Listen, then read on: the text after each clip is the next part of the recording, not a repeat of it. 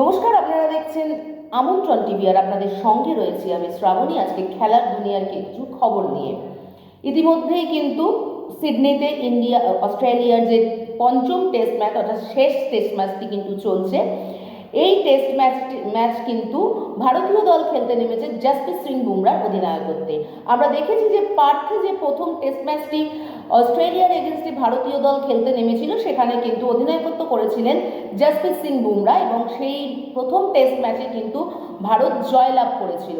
তারপর পরপর টেস্ট ম্যাচগুলোতে কিন্তু কোনোটা বৃষ্টির কারণে ভেস্তে গিয়েছে, আর তারপরে টেস্ট ম্যাচগুলোতে কিন্তু রোহিতের অধিনায়কত্বে ভারতীয় দল সেরকমভাবে পারফরমেন্স করতে পারেনি এবং ভারতীয় দল কিন্তু বাকি যে টেস্টগুলো ছিল প্রথম টেস্টের পরে সেই টেস্ট ম্যাচগুলোতে কিন্তু ভারতীয় দল পরাজিত হয়েছে।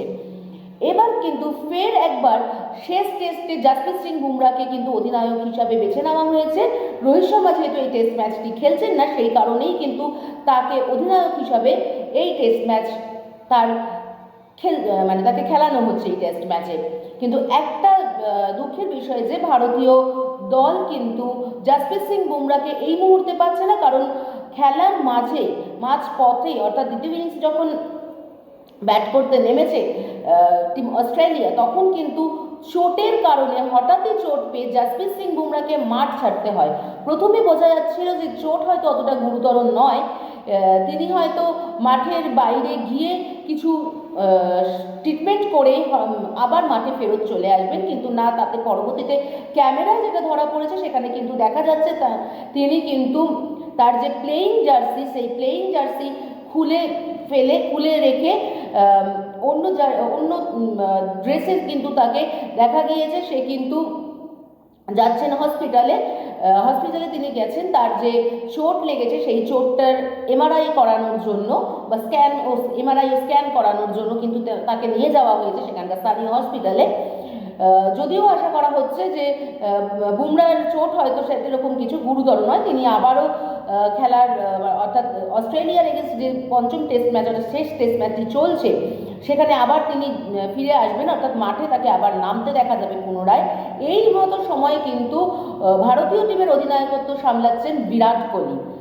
ভারত কিন্তু এই পঞ্চম যে টেস্ট ম্যাচটি খেলতে নেমেছে অস্ট্রেলিয়ার বিরুদ্ধে সিডনিতে, সেই টেস্টে প্রথম ইনিংসে কিন্তু প্রথমের দিকের অর্থাৎ উপরের দিকের ওপেনার ব্যাটাররা কিন্তু সেভাবে কোনো দাগ কাটতে পারেনি। ব্যাটাররা কিন্তু ব্যর্থ হলেও এই টেস্ট ম্যাচে কিন্তু বোলাররা তাদের জাত চিনিয়েছেন।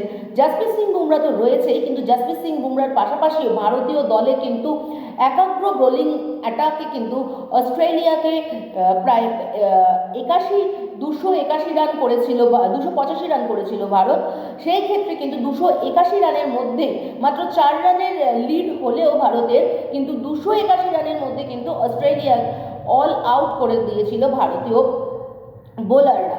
সেক্ষেত্রে বলাই যায় যে ভারতীয় ব্যাটিংয়ের থেকে কিন্তু ভারতীয় বোলিং লাইন আপ এই মুহূর্তে অর্থাৎ এই যে শেষ টেস্ট ম্যাচ চলছে সিডনিতে, সেই টেস্টে কিন্তু ভারতীয় বোলিং লাইন আপ জ্বলে উঠেছে রীতিমতো। জসপ্রীত সিং বুমরা দুটো উইকেট পেয়েছেন এবং এছাড়াও কিন্তু সিরাজকে 3টে উইকেট পেতে দেখা গেছে। সর্বোচ্চ উইকেটধারী হচ্ছেন এখনো পর্যন্ত সিরাজ, 3টে উইকেট পেয়েছেন। জসপ্রীত সিং বুমরা পেয়েছেন 2টো উইকেট।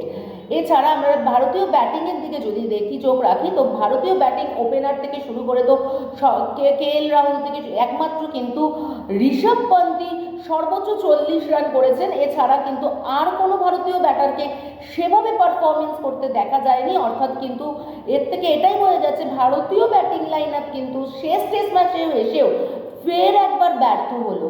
এই ব্যর্থতা, ভারতীয় ব্যাটারদের যে এই ব্যর্থতা কেন সেটা তা কিন্তু ভারতীয় দলের ওপর নিশ্চয়ই একটা প্রশ্ন চিহ্ন খাড়া করছে। কারণ কোথাও হলে কিন্তু ভারত যদি এই সিডনি টেস্ট ম্যাচটা না জিততে পারে, সেক্ষেত্রে কিন্তু ওয়ার্ল্ড টেস্ট চ্যাম্পিয়নশিপ খেলার আশা পুরোপুরি শেষ হয়ে যাবে ভারতীয় দলের। এখন দেখার বিষয় এটাই যে জসপ্রীত সিং বুমরা আবার পুনরায় মাঠে না ফিরতে পারেন কিনা এবং ভারত এই যে পঞ্চম অর্থাৎ শেষ টেস্ট ম্যাচটি খেলছে অস্ট্রেলিয়ার এগেনস্টে, সেটি ভারত তাদের অস্ট্রেলিয়ার হাত থেকে জয়টা ছিনিয়ে নিতে পারে কিনা, এর ওপরেই কিন্তু রয়েছে আপামর ভারতবাসীর চোখ। এবং আমরাও এর ওপরে কিন্তু নজর রাখছি সারাক্ষণ যে ভারতীয় দলের আলটিমেট রেজাল্ট কি হয়। এখনকার মতন এই পর্যন্তই। আপনারা দেখতে থাকুন আমন্ত্রণ টিভি। সাথে থাকুন, পাশে থাকুন এবং আমন্ত্রণ টিভির যে ইউটিউব চ্যানেলটি রয়েছে সেটি লাইক, শেয়ার এবং সাবস্ক্রাইব করুন। আমাদের পাশে থাকুন, সাথে থাকুন আর নিজেদেরকে প্রতিনিয়ত আপডেট রাখুন। আপনারা দেখছেন আমন্ত্রণ টিভি। দেখুন, জানুন, মেতে উঠুন।